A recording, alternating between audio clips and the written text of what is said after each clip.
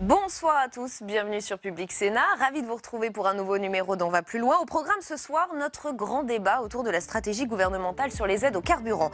L'opération déminage continue à 3 jours de la manif des Gilets jaunes. Édouard Philippe a annoncé une batterie de mesures ce matin. Elle concerne principalement les automobilistes modestes et les propriétaires de cuves de fioul. Emmanuel Macron devrait en dire plus ce soir sur TF1. Nous y reviendrons aussi d'ailleurs dès 22h pour une émission spéciale en direct. #OVPL pour réagir sur Twitter. Notre match des idées, il opposera ce soir deux communicants, Yasmina Jaffar à Thierry Vedel. Nous reviendrons sur la com agressive de Trump. 2 jours après avoir quitté le sol français, il poste des tweets assassins visant la France et Emmanuel Macron. Manque de décence élémentaire, nous dit Benjamin Griveaux. Le président français doit-il répondre à Trump? Ce soir, nous ouvrons le débat dans 10 minutes. Et puis l'actualité, c'est aussi le Brexit. Un accord technique a été trouvé hier soir entre Londres et Bruxelles. Il répond au vote des Britanniques, nous dit Theresa May. Ses détracteurs parlent au contraire de trahison. Rien n'est encore joué. On attend de savoir si ces ministres valident le texte. On devrait le savoir dans les minutes qui viennent. On en parle ce soir avec notre invité. C'est Philip Turle, journaliste britannique à RFI. D'abord les faits avec Aurélien Romano. Journée décisive pour Theresa May qui doit obtenir le feu vert de son cabinet ministériel sur l'accord conclu hier avec Bruxelles. Un accord technique pour régler l'épineuse question de la frontière entre la République d'Irlande et l'Irlande du Nord en maintenant tout le Royaume-Uni dans l'union douanière. Il devra être adopté par le Parlement d'ici la fin de l'année, mais dès cet après-midi, la traditionnelle séance des questions au gouvernement a montré l'étendue du chemin encore à parcourir. Laisser un faux choix au Parlement entre l'accord raté ou pas d'accord du tout. Vous ne fournissez pas le Brexit pour lequel le peuple a voté. Pour protéger les emplois en Écosse, nous devons rester dans le marché unique. Entre les travaillistes qui parlent d'accords ratés, les conservateurs eurosceptiques qui crient à la trahison du référendum et les Écossais qui menacent à nouveau de faire sécession, Theresa May maintient le cap. Nous allons honorer le Brexit et le Royaume-Uni quittera l'Union européenne le 29 mars 2019. Si cet accord est avalisé par le Parlement, il ne se passera rien le 29 mars 2019, date effective du Brexit.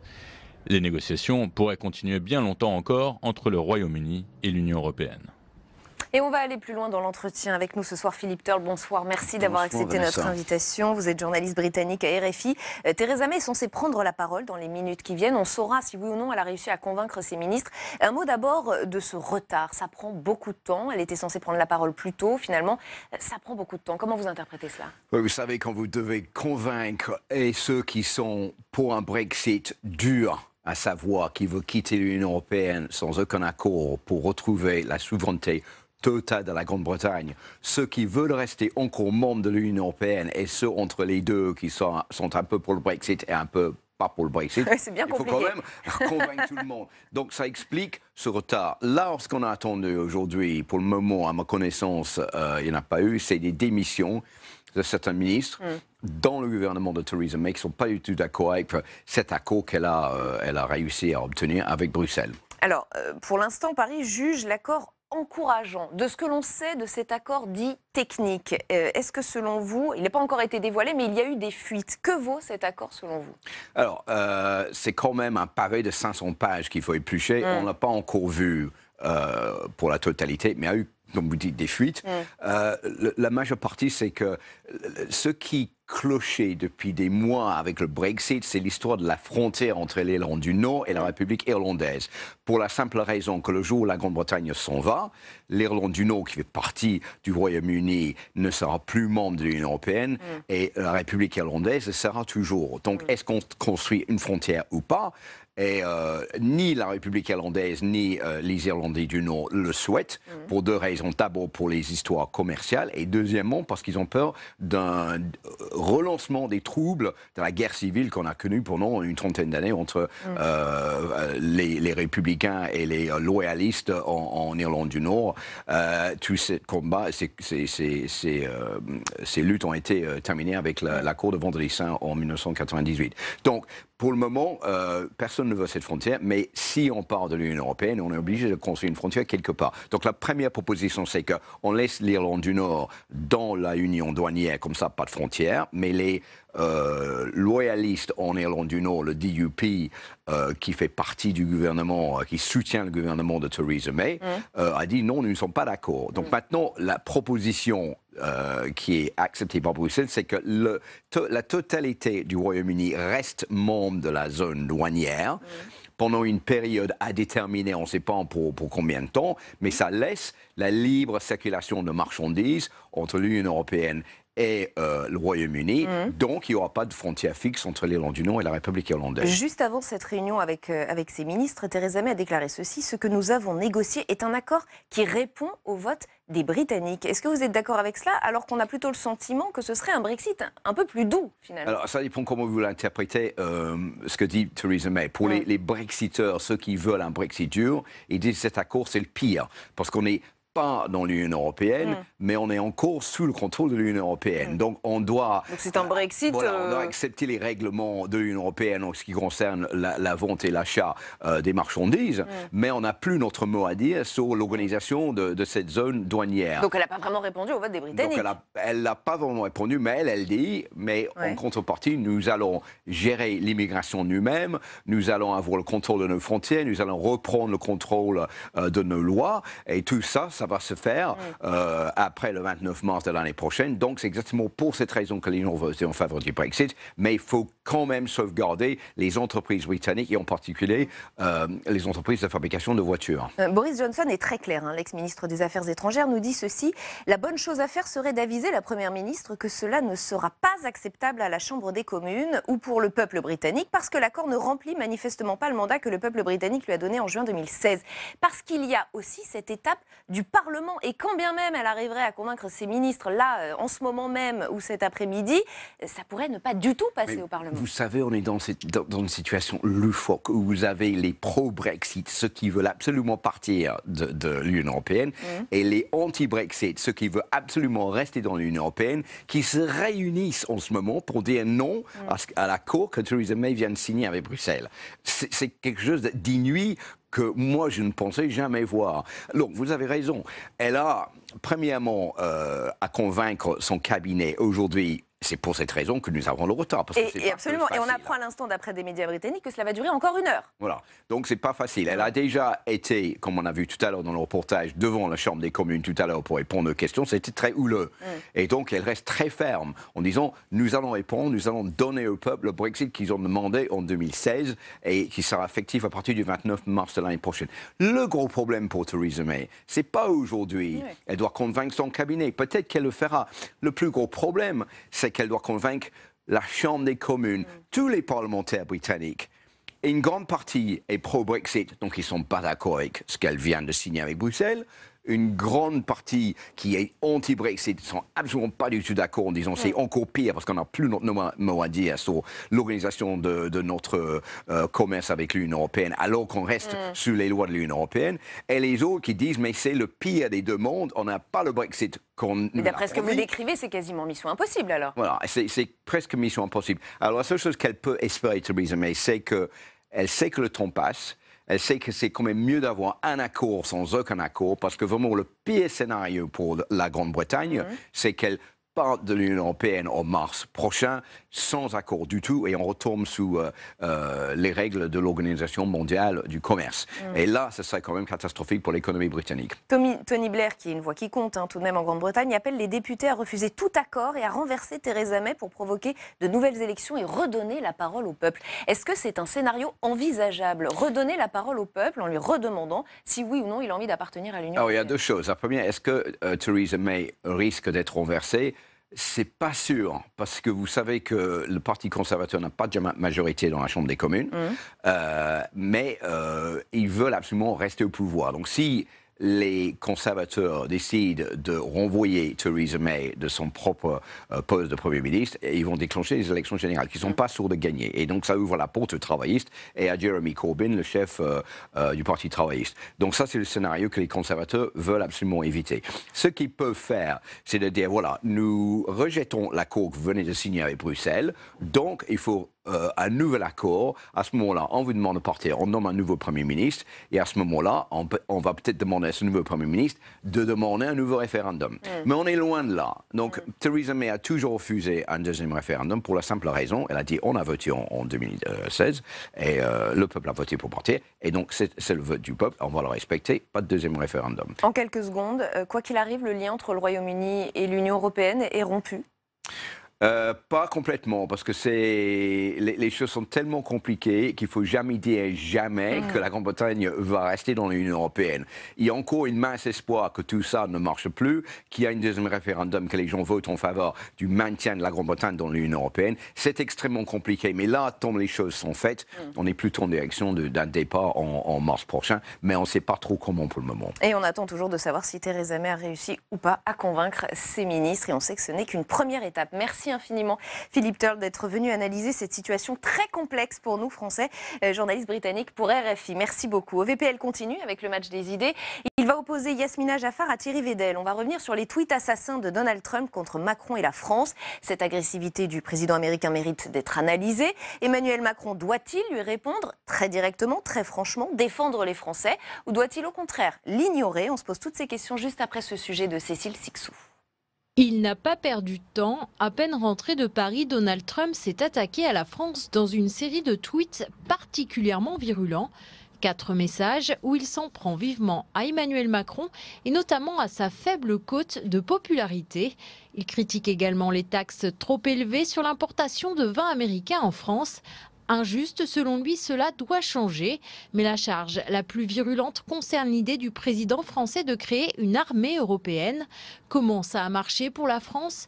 Il commençait à apprendre l'allemand à Paris avant que les États-Unis n'arrivent, faisant référence de manière peu diplomatique à l'occupation par l'Allemagne nazie. Enfin, dernière attaque, dans un 4e message, « Make France Great Again », il propose de rendre sa grandeur à la France en écho à son slogan de campagne. En pleine commémoration des attentats de Paris, les tweets critiques de Donald Trump envers la France sont indécents selon Benjamin Griveaux. Hier, c'était le 13 novembre. Nous commémorions l'assassinat de 130 de nos compatriotes il y a 3 ans, à Paris et à Saint-Denis. Et donc je vais répondre en anglais. Common decency aurait été de bon aloi. Pour Emmanuel Macron, qui a évoqué la question en Conseil des ministres, la diplomatie ne se fait pas à coups de tweets, mais dans les discussions bilatérales. Avec nous pour le match des idées ce soir, Yasmina Jaffar. Bonsoir, bienvenue. Bonsoir. Vous êtes communicante et fondatrice du site laruchemedia.com. Thierry Védel, bienvenue à vous également, chercheur CNRS au CEVIPOF et spécialiste en communication politique. D'abord, votre regard sur cette communication pour le moins agressive de Donald Trump. On a beau connaître son impulsivité, Yasmina Jaffar, on a quand même été choqués là.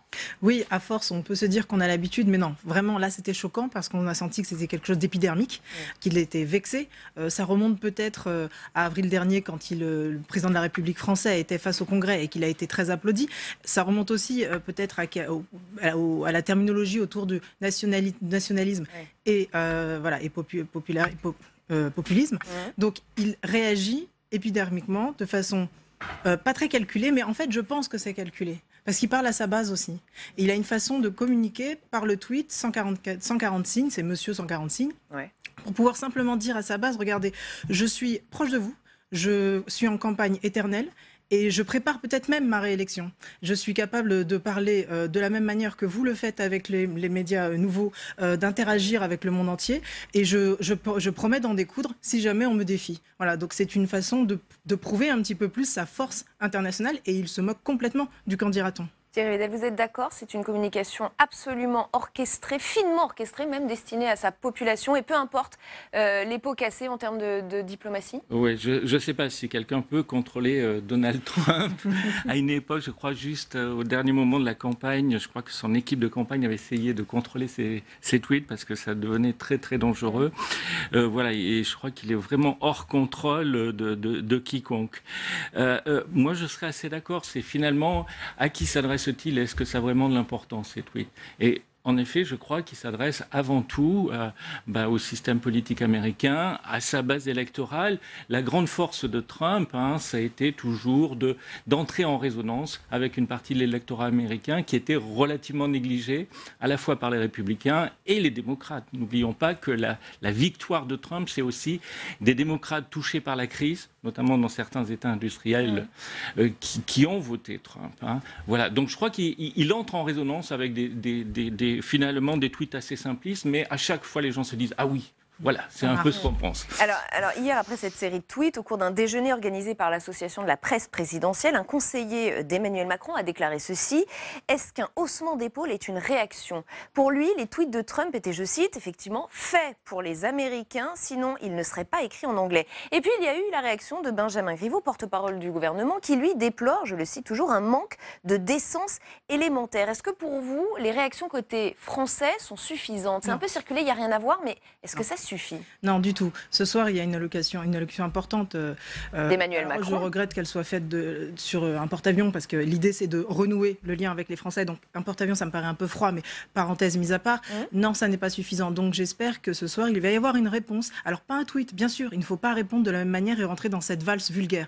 Mais par contre, réagir, parce qu'il a touché les Français, il a touché la France et il a touché notre histoire. Donc, à partir du moment où on nous indique qu'en 1940 ou peut-être avant, on était tous des collaborateurs, là, ça n'est pas possible. Donc, c'est l'instant important pour Emmanuel Macron de montrer une fermeté. Et il a aussi expliqué, face à cette semaine de commémoration et à ce 11 réussi, qu'il était un peu le seul dans l'opposition, le seul à pouvoir interagir face à la folie peut-être de Chine, de Russes et la nouvelle folie américaine. C'est ce qui a blessé aussi, je pense, Donald Trump, c'est d'être comparé à la Chine et à la Russie. Donc c'est le moment de montrer qu'en effet, il est peut-être seul, vu que Mme Merkel est un peu en délicatesse, mais qu'en tout cas, il pouvait maintenant répondre et agir de toute sa force. La solitude, parfois, là, a peut-être bon dos. Thierry Védel, ça ne va pas être évident de choisir les bons mots pour répondre à Trump sans tomber effectivement dans cette salve d'attaques, effectivement peut-être un peu vulgaire.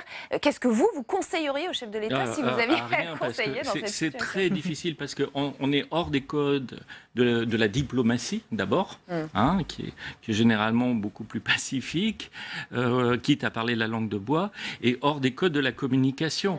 Donc c'est très très délicat en l'occurrence. Mais il doit absolument répondre, selon vous ? On peut aussi traiter ces tweets par le dédain, en disant finalement c'est quelque chose d'individuel, il exprime une opinion, certes, il est président des États-Unis, c'est pour ça qu'on accorde de l'importance. Les mêmes tweets produits par n'importe qui seraient passés complètement inaperçus. Donc peut-être il faut mettre la pédale douce en l'occurrence, parce que je crois que Justin Trudeau s'est déjà heurté Theresa May, et à chaque fois c'est très délicat. Oui, c'est contre-productif. Ouais. Alors côté français, il y a eu aussi des réactions des responsables politiques. Je vais vous en citer quelques-uns. Le premier secrétaire du PS, Olivier Faure, qui nous dit « Je suis opposant à Emmanuel Macron, mais j'ai une solidarité avec lui. On n'insulte pas la France et les Français. » Le député LR, Éric Ciotti, « Ça n'est pas insultant ce que dit M. Trump, c'est vrai. » Le député RN, Gilbert Collard, je trouve qu'il a absolument raison dans ce qu'il dit sur Macron. Finalement, on a un président américain qui ternit l'image du président français à l'intérieur même de ses propres frontières. J'ai l'impression que peut-être, à force d'attaquer le président français venu de l'extérieur, parce que quand le président se balade en France, il a tendance à être dur avec nous. Mais que ça vienne de quelqu'un d'autre, même si aujourd'hui Donald Trump en France a 75% de personnes qui l'aiment moins, alors qu'il y a un an c'était 90%, donc ça marche sa façon de fonctionner, parce que même en France on trouve qu'il est intéressant au final, parce qu'il a des résultats économiques dans son propre pays. Mais que l'insulte vienne d'ailleurs et pas de notre président, là non, je pense qu'il en est trop. Donc ça peut resserrer des liens autour de lui, donc je suis plutôt d'accord avec Olivier Faure de ce côté-là, et peut-être d'apporter une réponse ferme pour pouvoir se faire entendre et créer vraiment un lien autour d'une impopularité. C'est vrai que Emmanuel Macron n'est pas très apprécié aujourd'hui des Français, mais on ne sait jamais, peut-être que les attaques extérieures peuvent servir. Oui, on a presque un Trump qui est encore plus apprécié en France, contrairement à Emmanuel Macron, Thierry Védel. Trump apprécié, je ne sais pas, mais en tout cas... Là, on a deux représentants politiques qui nous disent « il a raison ». Voilà, mais on aura toujours des gens pour trouver que le franc-parler, c'est une bonne chose, parce que c'est sur ça qu'il construit aussi toute sa communication. Je parle vrai, sans sans tous les atours, voilà, sans filtre, en communication directe, bien entendu, et puis sans le vocabulaire habituel de la communication. Je dis les choses crûment. Et alors peut-être aussi, encore une fois, moi j'aurais tendance à penser qu'il faut être très prudent et pas lui accorder énormément d'importance parce qu'il y aura d'autres tweets. Deuxième thème de ce match, cette petite phrase très remarquée de François Hollande, très remarquée à juste titre, puisqu'elle signe le retour quasi officiel de l'ex-président en politique. Elle a été repérée et filmée par nos confrères de Quotidien. Regardez. On regrette beaucoup. Hein. Merci, hein. Moi aussi je vous regrette, vous savez. J'aimerais bien d'ailleurs que vous veniez nous voir. Un bisou. Un bisou. Vous êtes retiré de la vie politique intégralement ou pas? Non. Vous allez revenir? Je vais revenir. Si on revoit la séquence, François Hollande fait la photo, puis la bise à la dame, et là, il regarde notre caméra. Non. Vous êtes retiré de la vie politique intégralement ou pas? Non. Vous allez revenir? Je vais revenir. Thierry Vidal, c'est une séquence de communication assez extraordinaire à analyser quand même. Il y a effectivement, a priori, pas du tout d'improvisation. Il voit la caméra, il la regarde et il prononce une phrase qui est loin d'être anodine. Je vais revenir. Oui, peut-être veut-il, mais le peut-il? Parce qu'il faut quand même se souvenir que François Hollande a été le président de la République le plus impopulaire de la Ve République. Je regardais avant de venir à l'émission. Oui. Donc il a terminé son mandat avec 22% de popularité selon le baromètre IFOP, qui est celui qui est le plus constant depuis 1958. Et en moyenne, il avait 25% durant son mandat. Sarkozy faisait un petit peu mieux, pas beaucoup mieux, mais un petit peu mieux à la fin. Donc ça va être difficile. Et dans toutes les enquêtes qu'on a faites avant même la campagne présidentielle, François Hollande souffrait d'un déficit d'image et notamment beaucoup de Français trouvaient qu'il n'avait pas l'étoffe d'un président. Alors peut-être il peut revenir, mais où le Parti socialiste est quasiment en très mauvais état. Il a déménagé, ce qui est tout un symbole. Mais il a perdu beaucoup d'élus. Je ne crois pas que les socialistes, les militants qui restent encore, les élus, attendent avec impatience François Hollande pour reconstruire le Parti socialiste. Yasmina Jaffar, comment vous analysez cette séquence? Ça fait presque penser à I'll be back dans Terminator ou à même I shall return du général américain MacArthur. C'est très calculé, on est loin de l'impro. Complètement. Moi, je pense qu'il n'est jamais parti. Quand il a dit d'Emmanuel Macron qu'il était le président, non pas des riches, mais des très riches, il était déjà dans le commentaire du commentaire, alors qu'il venait à peine de quitter l'Élysée. Donc il y a quelque chose en lui qui n'a peut-être pas accepté le fait de ne pas pouvoir se représenter. Il avait peut-être prévu d'être là au moins une bonne dizaine d'années. Ça n'est pas le cas. Donc le destin a un peu défié son désir. Et comme Lacan dit, il ne faut pas céder sur son désir. Donc je pense que c'est ardent. Il y a une autre chose aussi, c'est que les présidents depuis Obama et Sarkozy sont élus jeunes. Il y a beaucoup de temps après. Qu'est-ce qu'on fait de nos journées? On erre dans le Conseil constitutionnel, mais ça suffit pas. Surtout quand on a fait que cela, voilà, de la politique. Que ça. Et ça renvoie justement au débat sur la professionnalisation du monde politique. Donc aujourd'hui, moi je pense que ni Sarkozy, ni Ségolène Royal, ni François Hollande ne sont attendus et ne pourront revenir. Et si jamais parmi les trois, il y en a un qui peut revenir, ou une, ça serait Ségolène. Parce que quand on regarde la communication, donc il a fait preuve hier, en regardant bien la caméra. Donc c'est absolument calculé. Pour moi, ça manque un petit peu de finesse. Alors que Ségolène Royal a écrit un livre, et sur ce livre, il y a une couverture qui ressemble très clairement à un tract. Donc elle présente, il y a une campagne de communication, elle va chez Laurent Ruquier, enfin tout est très organisé. Elle prépare son propos, tout en disant bien sûr que je ne serai pas là, ou peut-être je vous dirai ça en janvier. Donc elle prépare. En plus, c'est un symbole. Lui ne l'est pas. Comme vous l'avez très bien dit tout à l'heure, le symbole est un peu négatif parce qu'à part... on a commémoré hier la date horrible du 13 novembre 2015. À part cet instant où il y a une vraie unité autour de lui, en effet, il n'avait pas l'étoffe d'un président. Moi, c'est ça que je retiens, c'est qu'à ce moment-là, il a été un grand président. On ne s'est pas déchiré et comme en plus les attentats ne vont, j'espère pas continuer, mais en tout cas ne vont pas s'arrêter d'ici là, je trouve qu'il a été quelqu'un d'assez important à ce moment-là. Mais Ségolène Royal est un symbole, elle, par rapport à le fait qu'elle soit une femme, la première fois, qu'elle ait parlé le plus tôt possible de la difficulté d'être une femme en politique. Et la seule chose que je lui reprocherais peut-être, c'est de se mettre dans la roue du hashtag MeToo, alors que c'est elle qui l'a déjà amorcé et dit il y a peut-être 10, 15, 20 ans. Voilà. Donc voilà, c'est moi ce que je pense. Alors, vous l'avez dit, était-il vraiment parti? En fait, on s'aperçoit, quand on se plonge un peu dans les archives, que cette phrase n'est que l'aboutissement d'une série d'autres séquences qui nous préparaient déjà à ce retour. François Hollande ou la chronique d'un retour annoncé, regardez plutôt. Je ne suis jamais parti de la vie politique. Est-ce qu'on se dit « je reviendrai » ? Il ne faut surtout pas se le dire. On le pense ? On peut parfois le penser, mais mieux vaut pas le dire. Si je venais voir mes compatriotes avec cette idée obsédante du retour, ils ne me regarderaient pas de la même manière. Je préfère qu'ils me disent « on vous regrette » ou « quand est-ce que vous revenez ?» plutôt que ce soit moi qui leur dise « j'arrive ». Et c'est exactement ce qui s'est passé finalement. Mais moi je pensais, il y a une théorie célèbre en sciences politiques qui est due à Jean-Luc Parodi, qui dit, et c'est la théorie des actes lourds, il disait « ce que tu es parle si fort qu'on n'entend pas ce que tu dis ». Voilà, et je crois qu'il y a des actes lourds à certains moments qui structurent durablement l'image d'une personnalité. Ça a été le cas pour Sarkozy, l'image qui s'est créée au tout début de son mandat.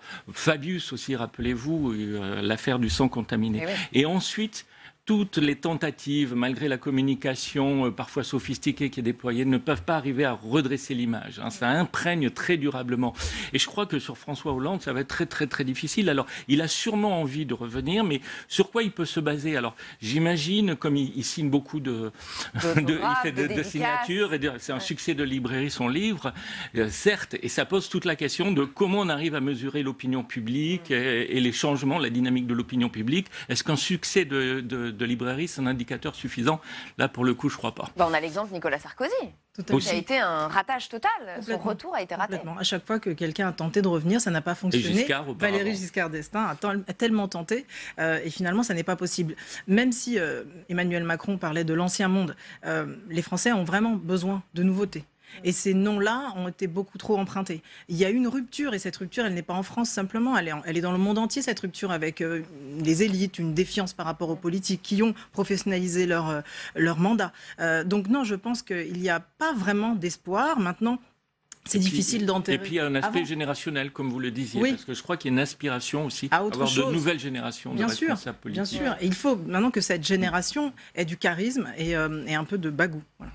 Dernier thème de ce soir, qui fera d'ailleurs la transition avec notre grand débat juste après ce match, la communication atypique, elle aussi, des gilets jaunes. Comment tout cela est-il arrivé? On va refaire un peu l'historique.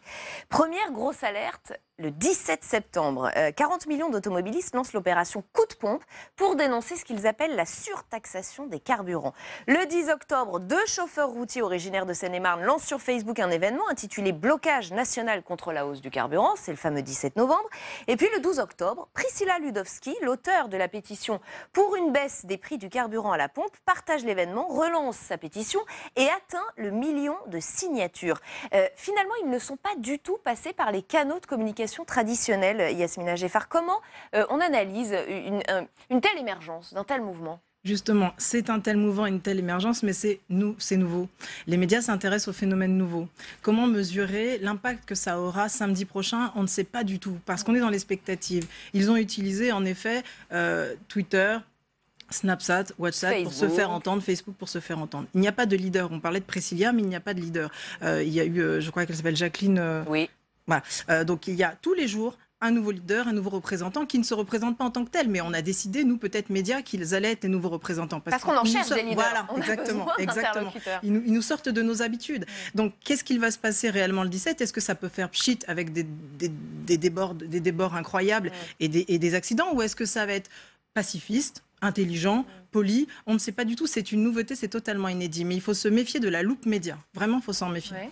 Et peut-être qu'on en a besoin de leader, effectivement, Thierry Vidal. On ne sait pas si ça va fonctionner. On se dira peut-être à l'issue de ce mouvement, s'il est raté, qu'ils ont besoin de leader, en fait. Oui, c'est un éternel problème de tout ce qu'on appelle les mouvements grassroots qui démarrent depuis le bas, sans organisation politique instituée. Les mouvements quoi, pardon? Grassroots. Grassroots. Voilà, c'est-à-dire qu'ils viennent des racines, de l'herbe, du terrain. Merci pour la traduction. Pardon pour mon accent anglais. Et donc, il y a toujours 3 problèmes avec ce type de mouvement. Il y a un premier problème, c'est la représentativité. Est-ce qu'ils représentent vraiment quelque chose au-delà un petit peu de l'exaspération tout à fait compréhensible? Et est-ce qu'ils ont des représentants aussi? C'est-à-dire des gens qui sont capables d'être les porte-paroles. Et ça pose la deuxième question, celle de l'homogénéité. C'est-à-dire, est-ce que tous les gens qui sont derrière Bon, ils sont tous d'accord sur le prix de l'essence, mais au-delà de ça, est-ce qu'ils partagent en commun d'autres intérêts qui peuvent donner la consistance à leur mouvement? Et puis la pérennité, on a vu beaucoup de mouvements qui très rapidement, et récemment encore un autre qui était celui de Pas de vague des enseignants, très rapidement, mais il a fait un peu pchit alors qu'on pensait qu'il aurait un peu plus de durée. Et on parle de grande bataille de com, c'est le titre qu'on a choisi pour cette partie. En quelques secondes, comment vous trouvez la communication du gouvernement qui a contre-attaqué aujourd'hui et ces derniers jours? Oui, il y a peut-être une toute petite erreur de timing parce qu'en intervenant ce soir, on a le sentiment qu'il vraiment, et c'est une rampe de lancement pour ce qui va se passer le 17, alors que peut-être, on vient de le dire, le 17, il ne se passera rien, et que ça montre aussi une panique de la part de l'exécutif. Et donc, c'est pas très, très habile. On sent plutôt, en effet, une catastrophe, là. Thierry Bédet, vous êtes d'accord, pas très adroit? Oui, ce qui est très délicat, c'est un vieux problème de la communication politique.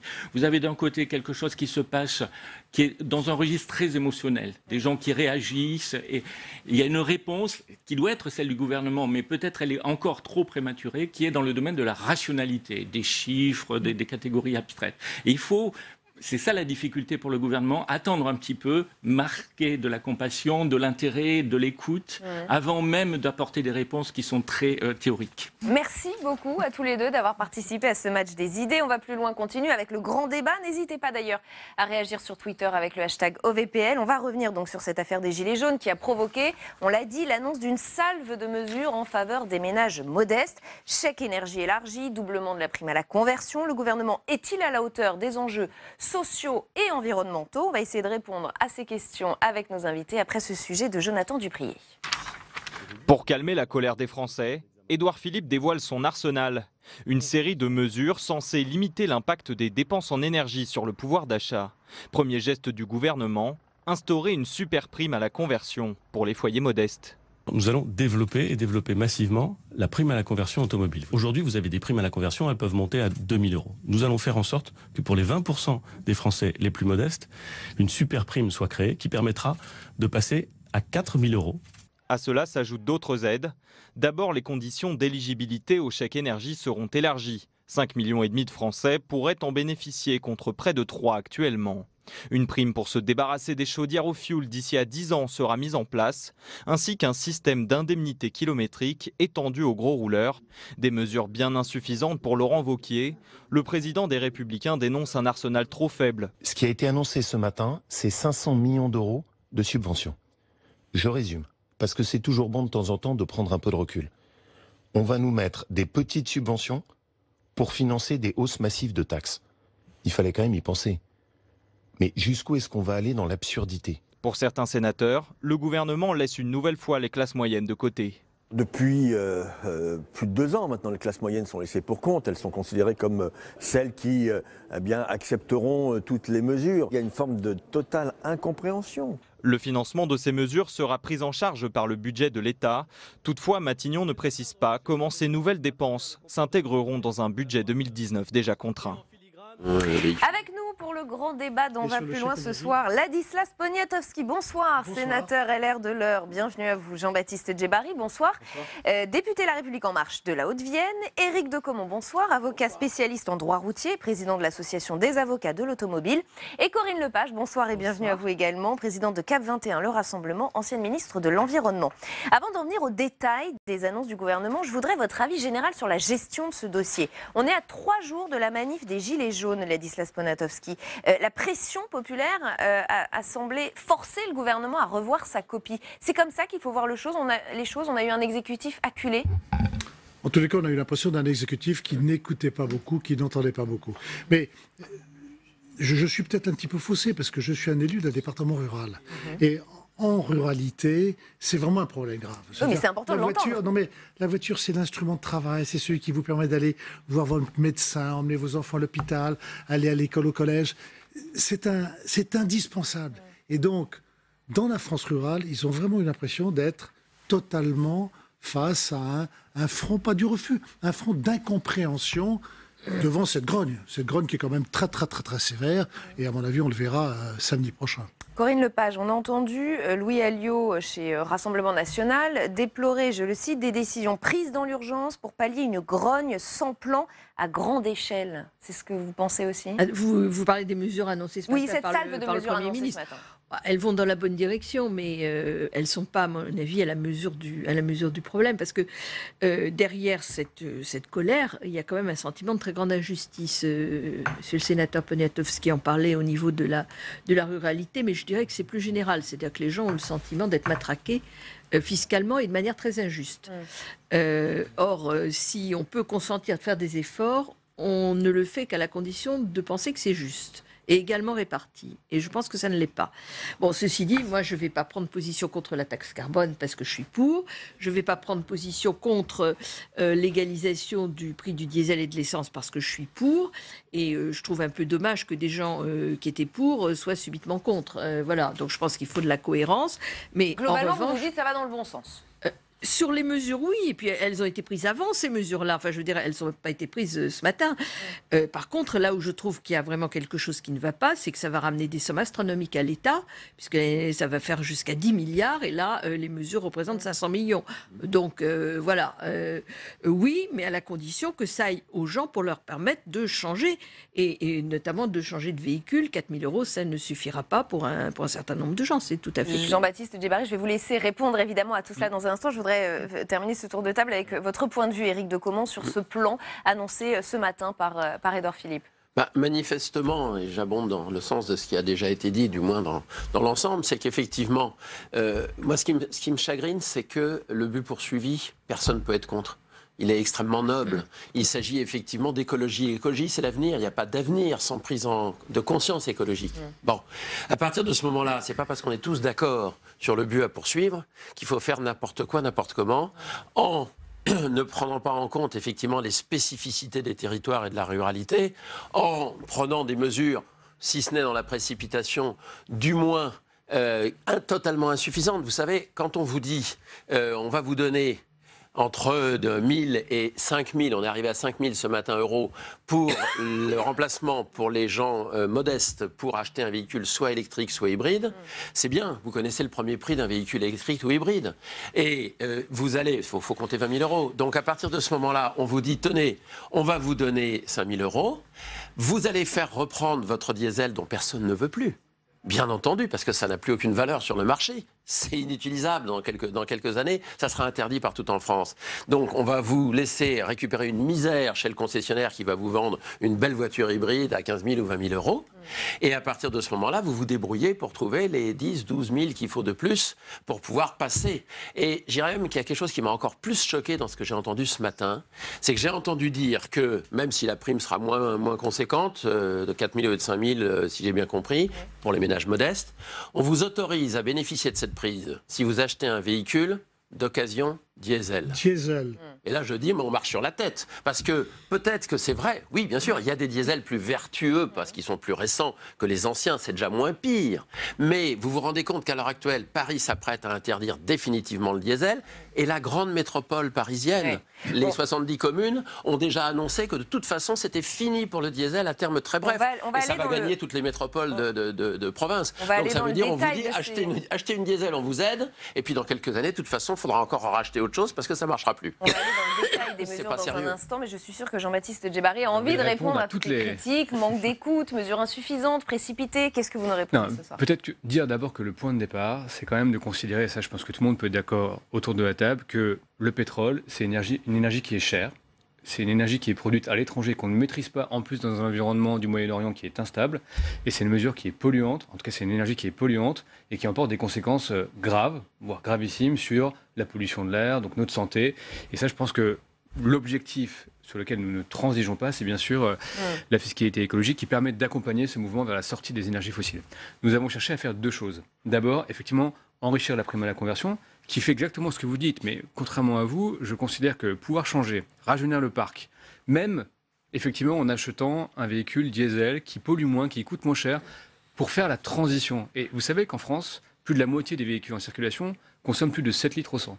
Et aujourd'hui, vous avez des véhicules qui produisent moins de gaz à effet de serre, qui produisent moins de particules fines, qui consomment moins. Donc voilà, enfin je veux dire, ça c'est la transformation du parc, c'est du moyen terme, c'est 10-12 ans pour arriver à avoir un parc beaucoup plus sobre.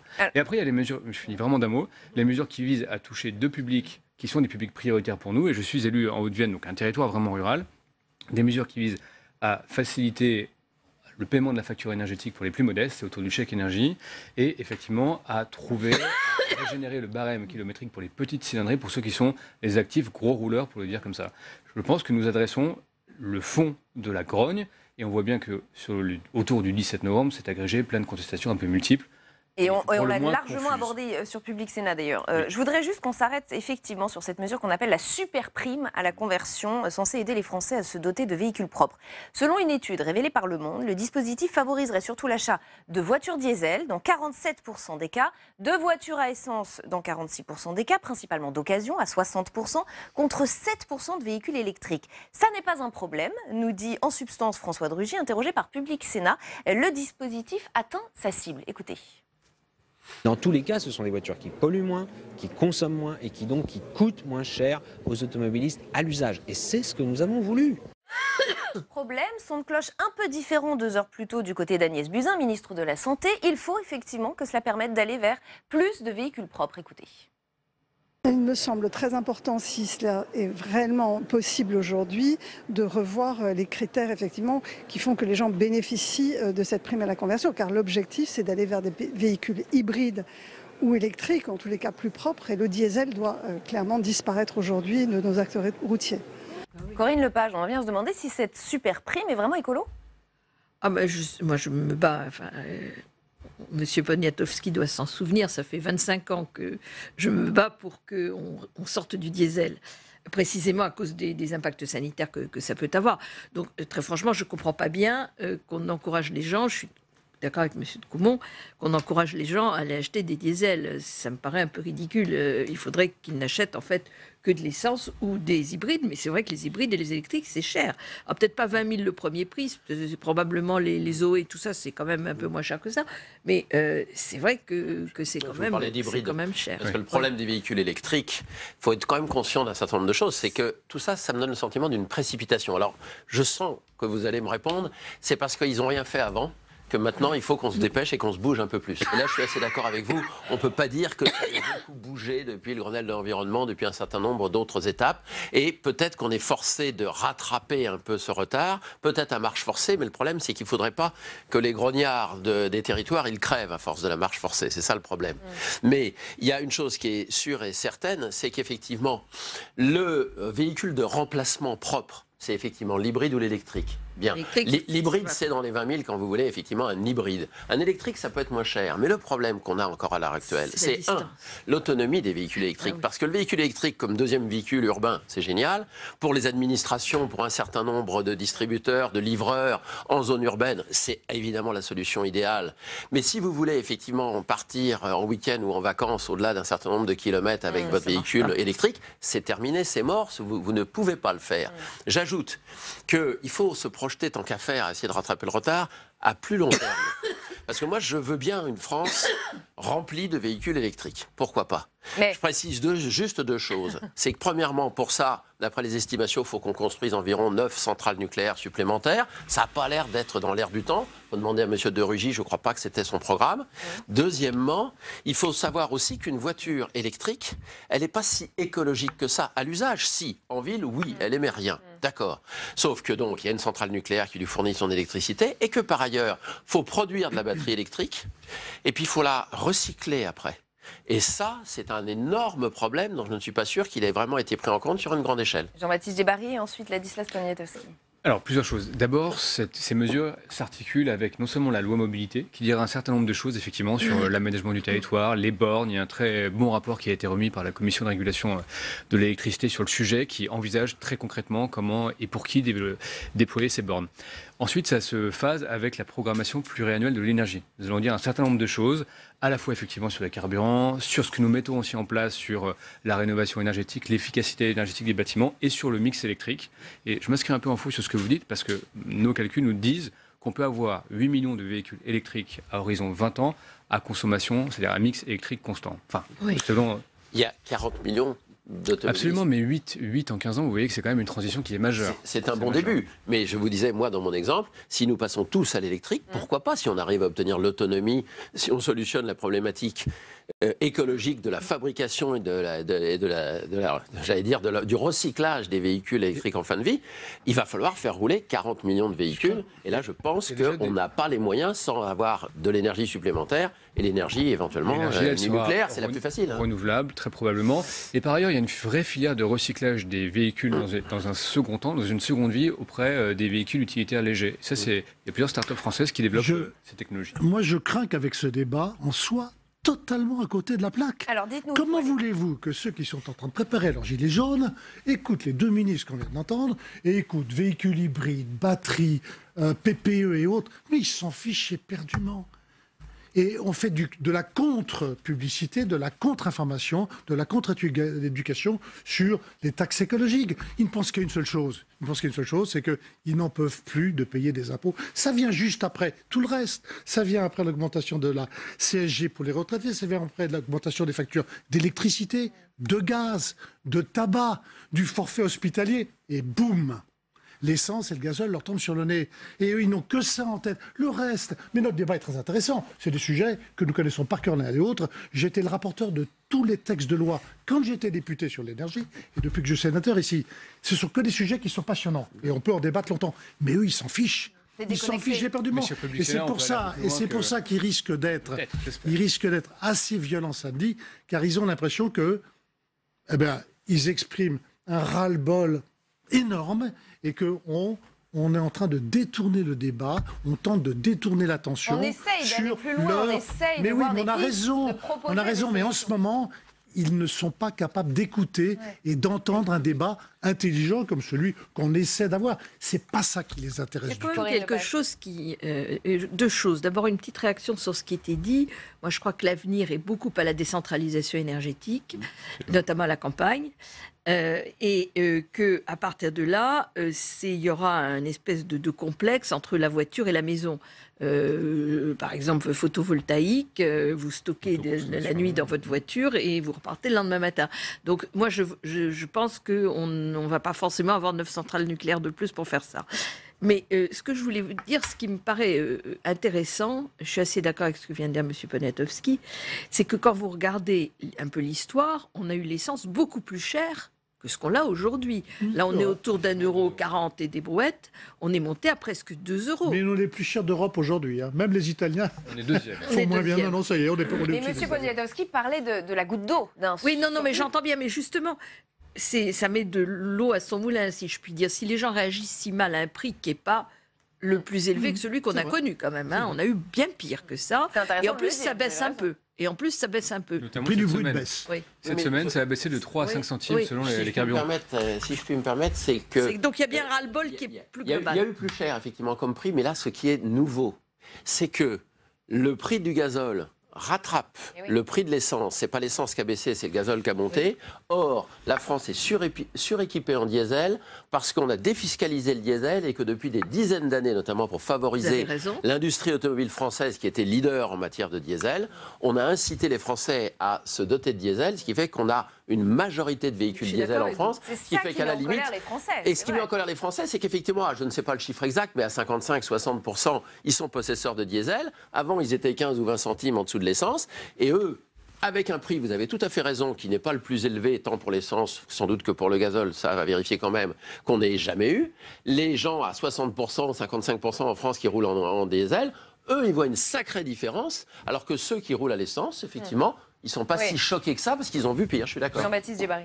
Là, effectivement, on parle des faits et on parle aussi de la perception. Et évidemment, le 17, c'est un mouvement qui est aussi un peu émotionnel où il y a la perception d'être attaqué de toutes parts. Nous, on doit répondre par notre politique du pouvoir d'achat qui est réelle et qui porte déjà ses fruits. L'INSEE le dit, 1,6% d'augmentation du pouvoir d'achat réellement en 2017 pour les Français.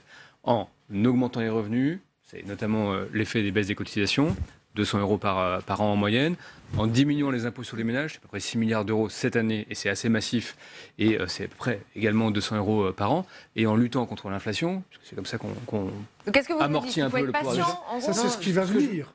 C'est déjà le cas en 2017. Aujourd'hui, il me semble que... C'est déjà le cas en 2017. Toutes les factures. Et c'est ce que nous poursuivons au fil du temps et dans les 3 années qui viennent. Donc nous, quelque part, notre pari, c'est que, 1, c'est déjà un peu efficace et ça va continuer à l'être, et 2, on essaie de rationaliser le débat pour dire qu'on comprend la grogne, qu'on répond sur le fond et qu'on essaye un petit peu de démêler le vrai du faux, de la perception et parfois de l'instrumentalisation politique. Vous l'avez compris, dans ce dossier, il y a les enjeux environnementaux, mais il y a effectivement ces enjeux sociaux. L'objectif de ce train de mesure était aussi de faire un geste envers les ménages les plus modestes et les classes moyennes dans tout cela. C'est la question que pose Laurent Wauquiez. Écoutez.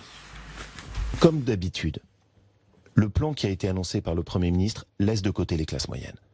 Parce que, comme toujours dans notre pays, on met des seuils et que la France qui travaille, celle qui précisément est fortement pénalisée, en large partie sera oubliée. Toutes ces petites mesurettes, est-ce qu'elles compensent l'explosion de la facture sur l'essence et le diesel? Non. Ladislas Poniatowski, est-ce que vous êtes d'accord avec cela? Effectivement, ce sont encore, j'allais dire, les classes moyennes qui trinquent? La tentative, c'est justement d'aider les plus défavorisés, incontestablement. Le chèque énergie, qui est une chose que j'avais proposée lorsque j'étais rapporteur. Au début, c'était pour aider les Français à payer leurs factures d'électricité et de gaz. On l'a étendu dans un deuxième temps pour leur permettre de payer leurs factures de chauffage à fioul ou au bois. Et donc aujourd'hui, c'est de leur permettre à certains d'entre eux et d'augmenter le nombre. Parce que le chèque énergie, il n'y avait que 4 millions de Français qui pouvaient en bénéficier. Tous ne savaient pas l'utiliser. Là, on veut en toucher un peu plus, 6 millions.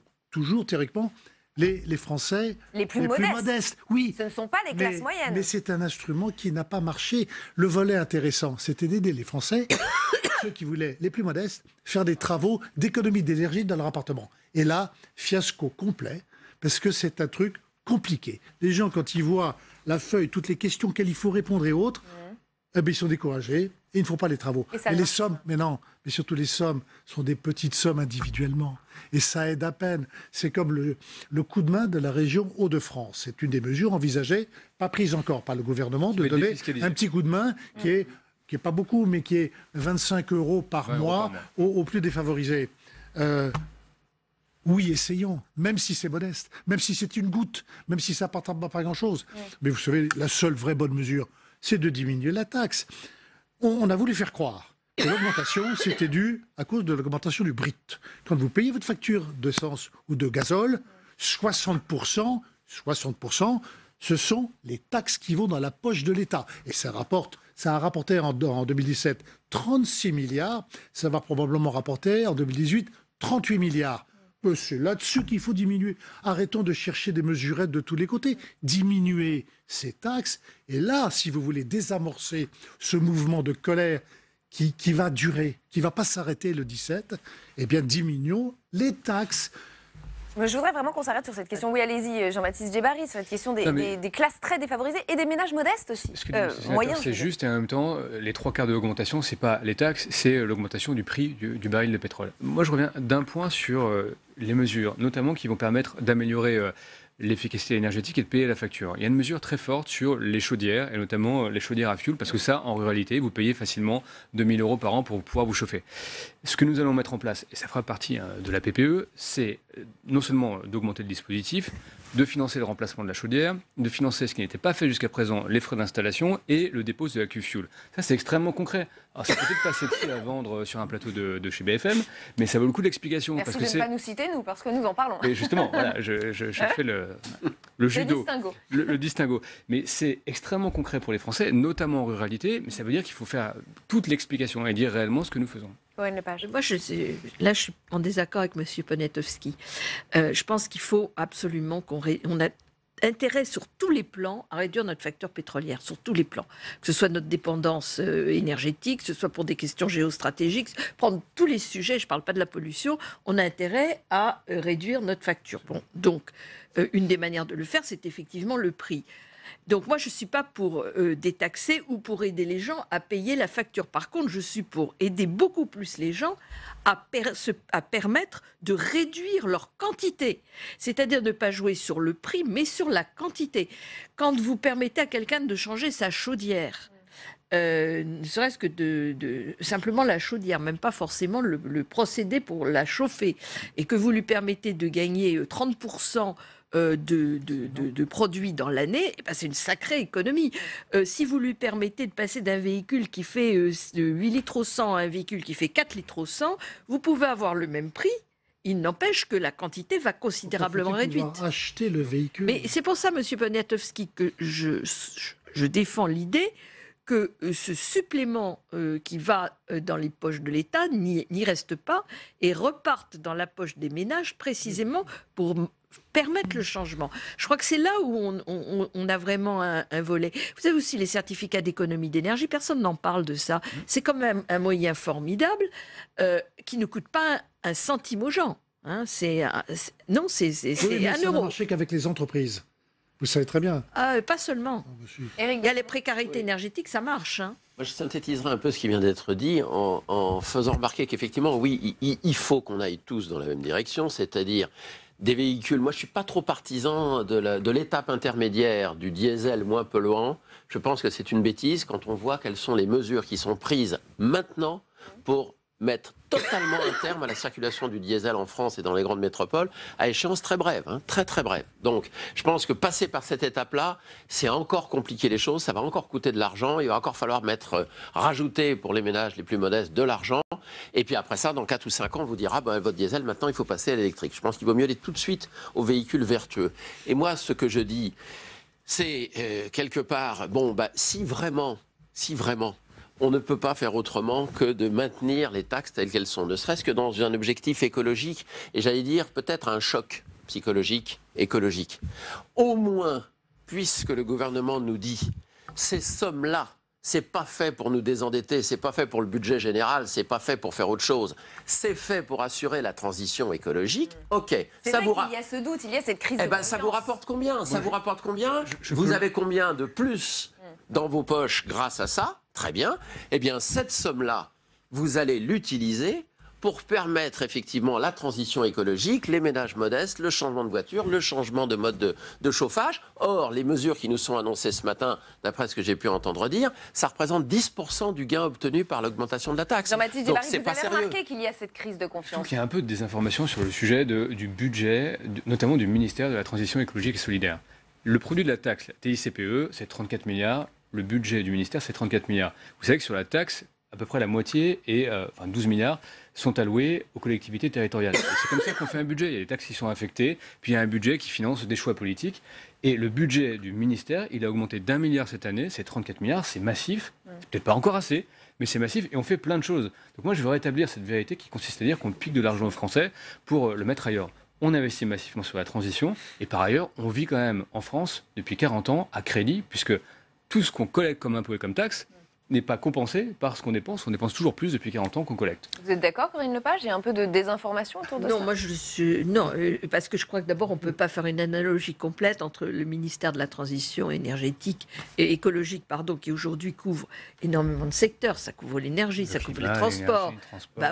L'économie circulaire, les déchets. Oui, je dis pas que c'est pas bien. Je dis pas que c'est pas bien, mais je dis simplement que ça couvre beaucoup de secteurs, y compris des subventions au monde économique, et c'est normal, on en a besoin, donc je ne le critique pas.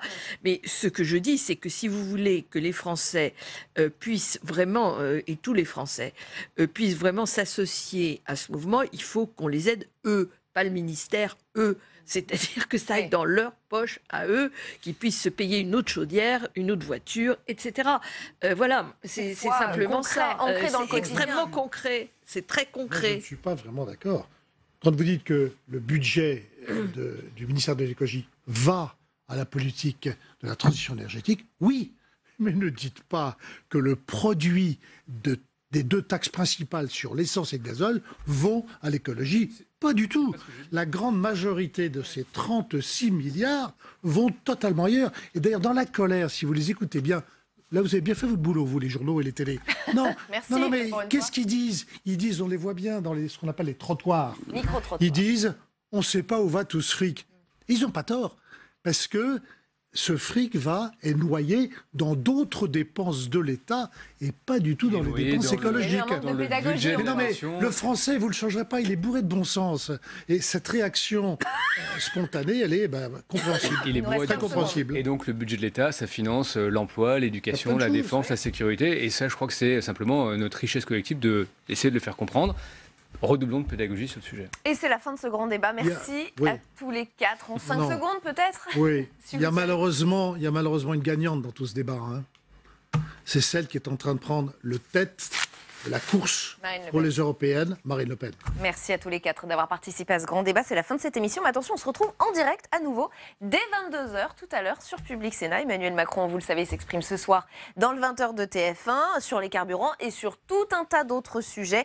Donc on va analyser les propos du chef de l'État avec nos invités sur ce même plateau sous différents angles. Je vous donne donc rendez-vous dans 2h30 très précisément. À tout à l'heure sur Public Sénat.